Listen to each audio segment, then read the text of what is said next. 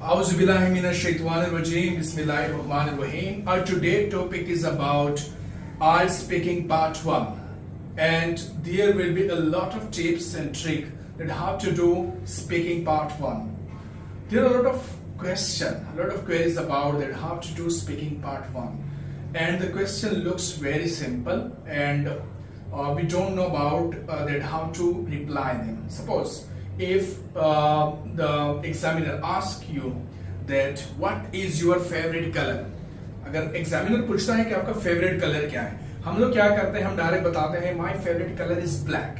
अगर आप इस तरीके से आंसर देंगे तो आपके जो स्कोर है, जो बैंड्स है, वो कम आ जाएंगे, 4 या 5 या 4 आ जाएंगे.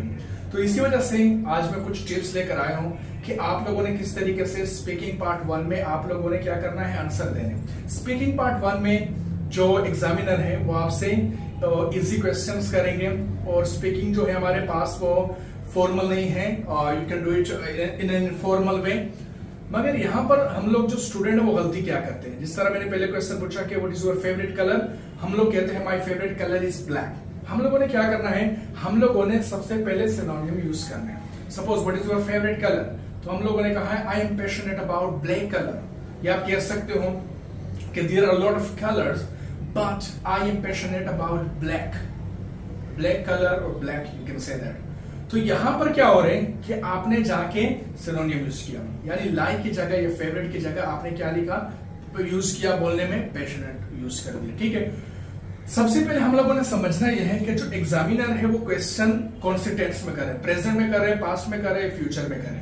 Suppose what is your favourite colour, ठीक है, तो हम लोगों ने अगर माजी में हम लोगों ने जवाब दिया I used to wear black clothes and that's why black was my favourite colour, तो हम वो जो एग्जामिनर है वो समझेगा कि आपने क्वेश्चन को नहीं समझा है, या उस तरीके से आप रिप्लाई नहीं कर सकते हो. तो सबसे पहले हम लोगों ने टेंस समझना है कि प्रेजेंट है, पास्ट है या फ्यूचर है. उसके बाद हम लोगों ने क्या करना है, सिनोनिम यूज करना है. जो क्वेश्चन होगा उसी को हम रिप्लाई करेंगे मगर कुछ सिनोनिम के साथ.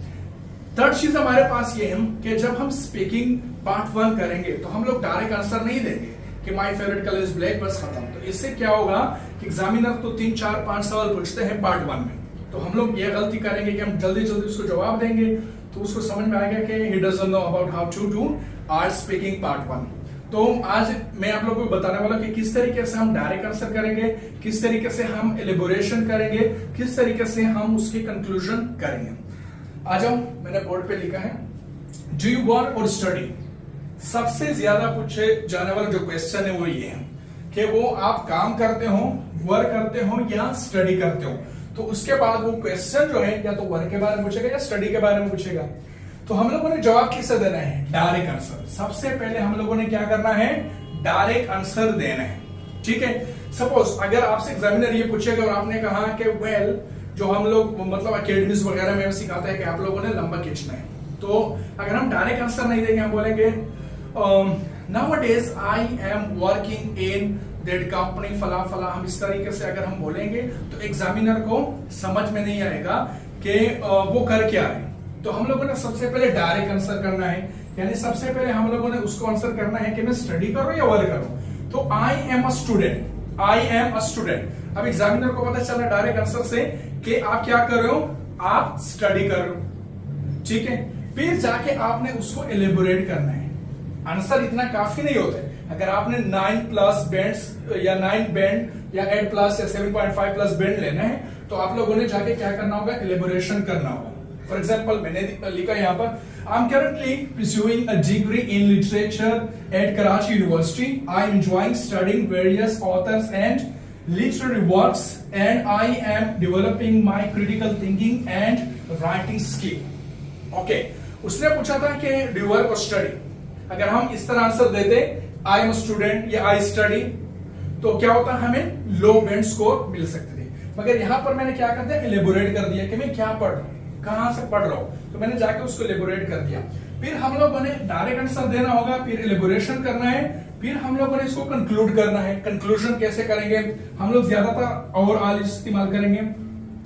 Overall studying English literature is rewarding experience for me. यानी हमने क्या कर दिया, इसी आंसर से अगर हम कंप्लीट देखेंगे कि I am student, I am currently pursuing a degree in literature and at Karachi University, I am enjoying studying various authors and literary works and I am developing my critical thinking and writing skill. Overall, studying English literature is rewarding experience for me. तो हम लोगों ने क्या कर दिया, एक question का हम लोगों ने उसमें डायरेक्ट आंसर भी दिया, इलेबोरेट भी कर दिया, कंक्लूजन भी कर दिया। अगर आप इस तरीके से स्पीकिंग पार्ट 1 के क्वेश्चन के आंसर देंगे तो आपके अच्छे बैंड स्कोर आ सकते हैं। अगर आपको कोई कंफ्यूजन हो तो आप लोग हमसे कॉन्टेक्ट कर सकते हैं, इंशाल्लाह we will help you. Thank you.